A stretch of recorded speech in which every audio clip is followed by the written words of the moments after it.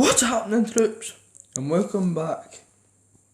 And hello, everyone, and welcome back to episode 1 of the new Scottish Football Weekly podcast. The first thing that we're going to talk about today is the Hearts versus Motherwell match that took place at the weekend versus Motherwell at Fir Park. So, the first point that I want to make out is what Sportscene said Michael Stewart and Stephen Thompson and Jonathan Sutherland. They says that Uche Ikpeazu should have been sent off for the challenge that was made against Trevor Carson, the Motherwell goalkeeper, and Uche Ikpeazu. So, what I want to point out is the ball, Carl McHugh, the Motherwell captain, passed the ball back to Trevor Carson, and Uche Ikpeazu, boom, clean up the field, getting the ball.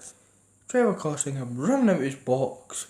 Uche Ikpeazu just goes to get the ball, and it looks like on Sportscene that Uche Ikpeazu stood on his ankle, which, if he did, it probably wasn't meant, because Uche isn't a player like that. So once that happened, the ball fell to Stephen Naismith, and Stephen Naismith managed to get the win to make it 1-0 to Hearts, and that was the final score. Around 3,000 Jambos made the trip through to Motherwell for the match. I'm a fellow Jambo, but I didn't go to the match. I went to the Edinburgh City versus Annan Athletic match on Saturday instead, which Edinburgh City are my local team. Hearts have actually done something that I didn't think that they would have done this season, is make 5 consecutive victories out of 5. Oh, that's not including the Betfred Cup. So yeah, and hopefully they're going up against Livingston on Saturday, the 22nd of September at Tynecastle Park, 3 p.m. kick-off against Livingston, and I will be there. Livingston are also doing quite well for themselves this season. They are sitting third, and they have also already beaten Hibernian and beaten Hamilton, and got another couple of good results for themselves, which makes them sit third in the Scottish Premiership, and they have the lowest transfer budget. Another thing that I want to make out is another should be good challenge match in the Scottish Championship, which is Inverness Caledonian Thistle going head to head with Ross County.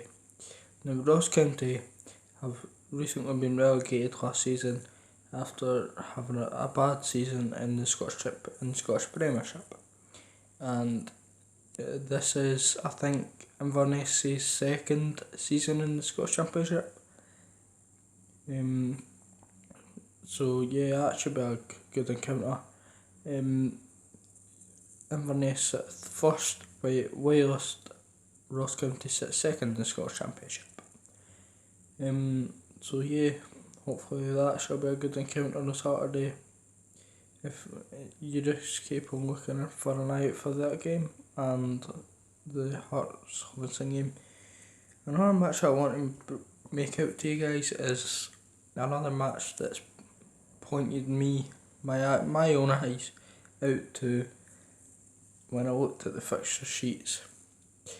And is a Scottish League 1 match, and that is the Forfar against Brecon match at Station Park in Forfar.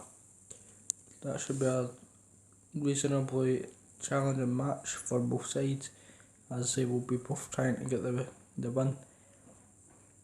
Brecon have been recently relegated from the Premiership last season, and they're a reasonably good team, whereas Forfar are also a good team. It's an Angus derby, which means that Forfar are one of Brecon rivals and vice versa. So yeah, that should be a challenging match, and there should be a few yellow cards in that match, so yeah, keep an eye out for that, guys. Another match I want to make out to you guys is another match that's brought to my mind is my local team that play in Scottish League 2, and that is Edinburgh City versus Queen's Park at Hampden Park. Now, Edinburgh City are sitting first in Scottish League 2 this season. 5 games in, they've won 4 of their 5 league games, with Lislows and 1 away to Elgin, which is good for James McDonald's men. I am part of the new Citizen Supporters Club, which just made up at the start of the season, and they already have about 60 supporter members. So yeah, we go to the matches and back the boys. They've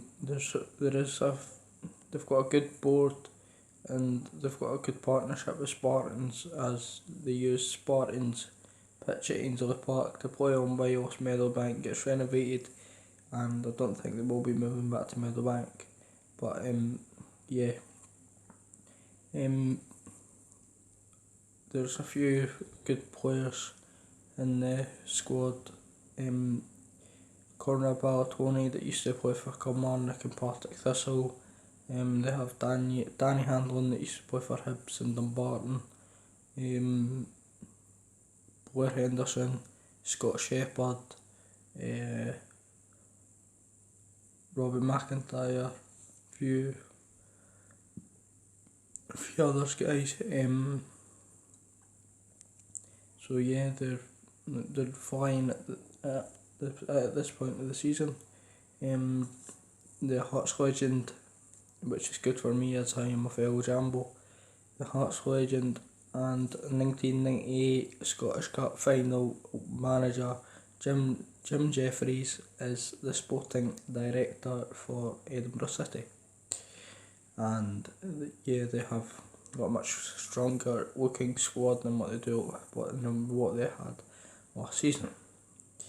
So they go face to face with recently relegated from League 1 last season side that play at Hampden Park, Queen's Park, that are the oldest football team in Scottish football. The Spiders recently went down to Wales to face the New Saints in the Scottish Challenge Cup, which is also called the Irn-Bru Cup. Edinburgh City are also involved in that, and they have progressed also to the next round. So yeah guys, that's that match against Edinburgh City against Queen's Park, which should also be a good match, and hopefully City can pick up the 3 points. I will be at the Hearts vs Livingston match on Saturday at Tynecastle supporting the Jam Tarts, and yeah, hopefully we can pick up the 3 points, and I shall tell you on Saturday at around 6 to 6:30 where I will be recording another video. Now, there's another match that is going to take place at Ainsley Park at 3 o'clock on Saturday in Scottish Lowland League, and that is the Spartans versus East Kilbride. Now, Spartans are sitting top of the Lowland League, and East Kilbride are sitting second. East Kilbride are a fantastic side. done really well for themselves. They've had 2 attempts to get up to the Scottish League 2 and 2 occasions fallen the last 2 seasons, apart from last season where Spartans won the Lowland League. That should be a good encounter for both sides in the Lowland League. And in the Highland League, I don't know if many of you have heard of the Highland League, but there's a Highland League that play in the Scottish Highlands, and a team that stuck out to me the most, even though they're not a good team, but they're sitting bottom, rock bottom, 18th in the Highland League. They've got deducted points for fielding 3 ineligible players on 3 occasions.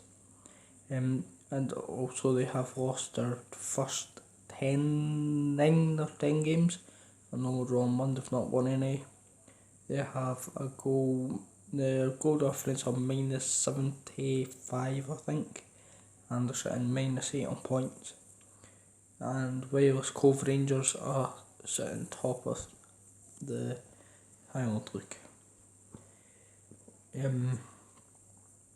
And the last thing that I want to talk to you guys about today is, obviously, even though I don't support any of the 2 teams, the 2 Glasgow teams that are currently fighting for our country in Europe, trying to give us a good name for Scottish football, and that is both teams, Rangers Football Club and Celtic Football Club.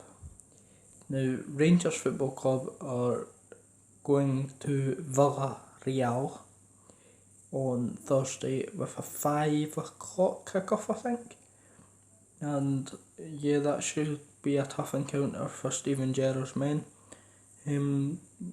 But Rangers have got the players that can fight for the ball and try and attack and get goals. They've got good players, and yeah, they've done well. The last game they won 4-0 against Dundee, but before the international breaks they got beaten off Celtic 1-0 at Parkhead, which if Rangers didn't defend the full game it would have been a much better game as I watched that.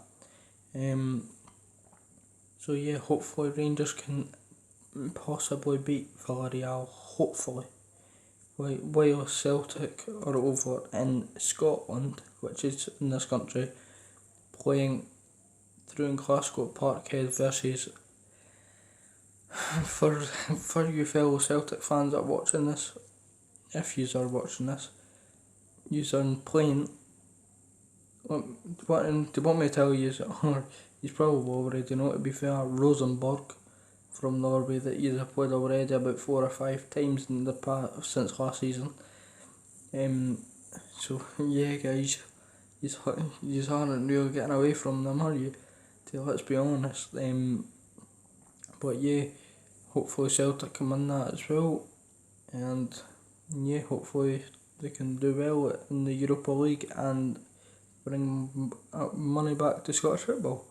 And yeah guys, this has been the Scottish Football Weekly podcast by myself, and please like, comment, subscribe below and let me know what you think about the video and what I could do better. And yeah guys, I shall see you in the next video, which will be on Saturday at around 6 to 6:30 PM. And yeah guys, I'll see you later. I am out. Goodbye.